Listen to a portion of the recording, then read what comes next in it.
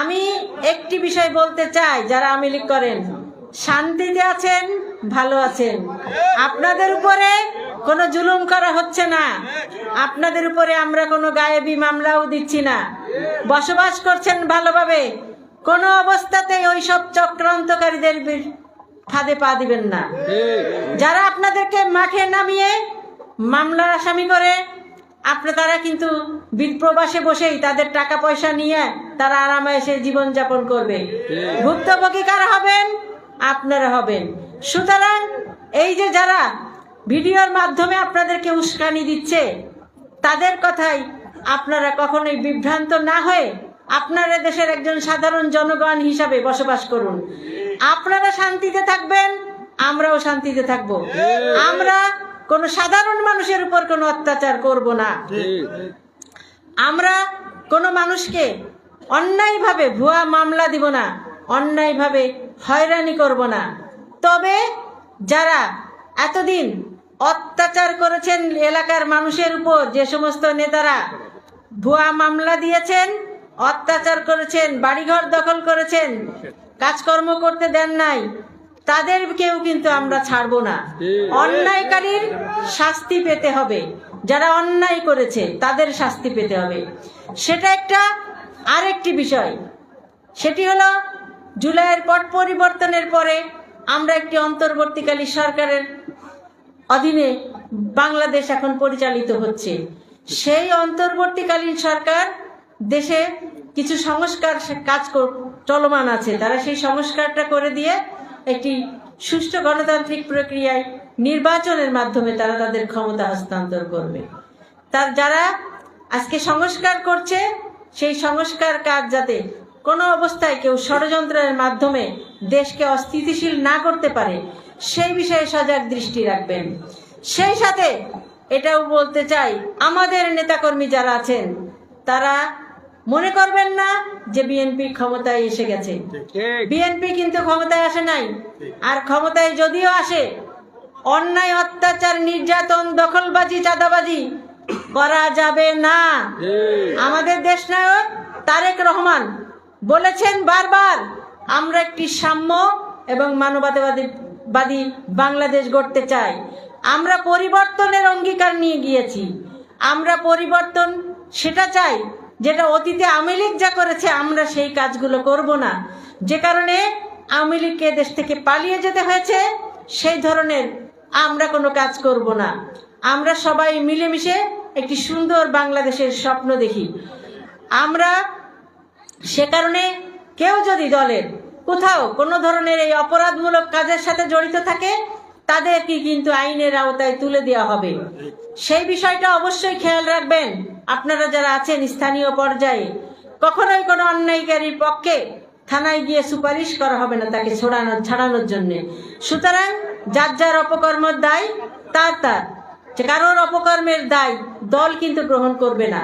BNP জাতীয়তাবাদী দল গ্রহণ করবে না। আপনারা কিছুদিন আগে দেখেছেন, কোনো একটা অভিযোগের ভিত্তিতে আমাদের যুগ্ম মহাসচিব রুহুল কবির রিজভী থানায় ফোন করে বলেছিলেন, সেই অপরাধী আমার দলের হলেও আপনারা অবশ্যই তাকে অ্যারেস্ট করবেন যদি সে অন্যায় করে থাকে। সুতরাং আমাদের অবস্থান স্পষ্ট, আমরাও সেই অবস্থানে আছি।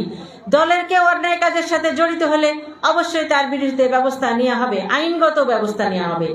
সুতরাং আইনের কাছ থেকে আমরা এখন আওয়ামী লীগ ক্ষমতায় নাই দেখে আমরা পার পেয়ে যাব, সে ধরনের কোনো চিন্তা যেন মাথায় না আসে। আরেকটি বিষয়, আওয়ামী লীগ মাঠে নাই দেখে আমরা খোলা মাঠে গোল দেব, সে বিষয়টাও কিন্তু ভাবার কোনো অবকাশ নাই।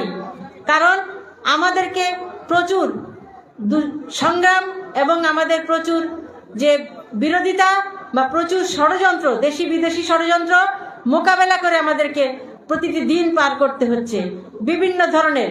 ভবিষ্যতে কি হবে কেউ আসলে বলতে পারছে না, কেউ বলতেও পারে না। সুতরাং আমাদেরকে সেই বিষয়গুলো মাথায় রেখে কাজ করতে হবে। আমাদেরকে শুধুমাত্র ছবি তুলে ফেসবুকের মাধ্যমে বসে বসে অ্যাক্টিভ থাকলে হবে না।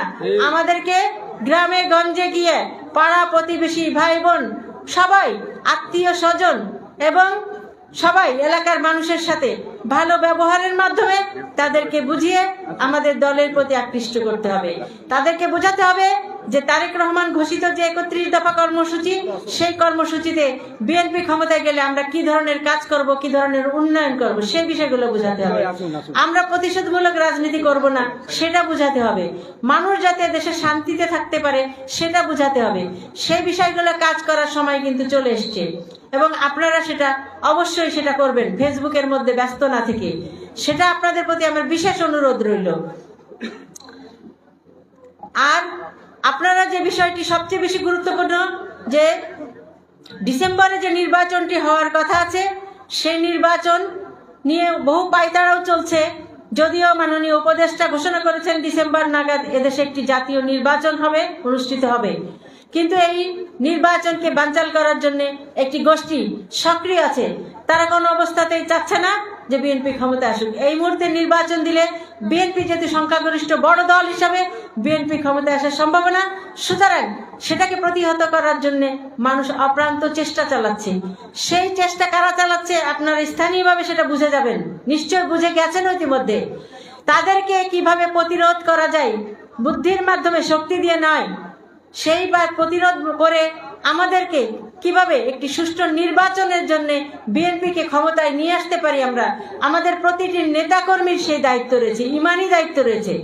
কারণ আগামী নির্বাচনে যদি বিএনপি ক্ষমতায় যেতে না পারে, তাহলে আমাদের এই 16-17 বছরের সংগ্রাম, আত্মত্যাগ সবকিছু বিফলে যাবে। সুতরাং প্রত্যেকটা নেতাকর্মী কিন্তু এই আত্মত্যাগের সাথে জড়িত রয়েছে। সে কথা মনে করে ইস্পাত কঠিন ঐক্য নিয়ে আমরা সবাই একতাবদ্ধ হয়ে সমস্ত কিছু ভুলে গিয়ে, ব্যক্তিগত স্বার্থ দ্বন্দ্ব ভুলে গিয়ে একটি মাত্র বিষয়, সেটি হচ্ছে আমাদের জাতীয় নির্বাচন, সেই লক্ষ্যে একসাথে হয়ে কাজ করতে হবে, একতাবদ্ধ হতে হবে। একতার কোনো বিকল্প নাই।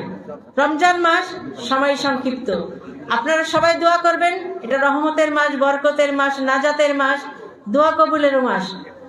আপনারা সবাই আমাদের দেশের নেত্রী বেগম খালেদা জিয়াকে জন্য দোয়া করবেন। উনি যেন সুস্থ অবস্থায় আমাদের মাঝে ফেরত আসেন। তারেক রহমান যেন চিরে আমাদের মধ্যে ফেরত আসতে পারেন। ইলিয়াস আলী সহ সকল গুমকৃত নেতাদের আমরা অক্ষত অবস্থায় ফেরত চাই। সবাইকে ধন্যবাদ। আসসালামু আলাইকুম। বাংলাদেশ জিন্দাবাদ, বেগম খালেদা জিয়া জিন্দাবাদ, তারেক রহমান জিন্দাবাদ। ইলিয়াস আলী সহ সকলকে অক্ষত অবস্থায় ফেরত চাই। ধন্যবাদ।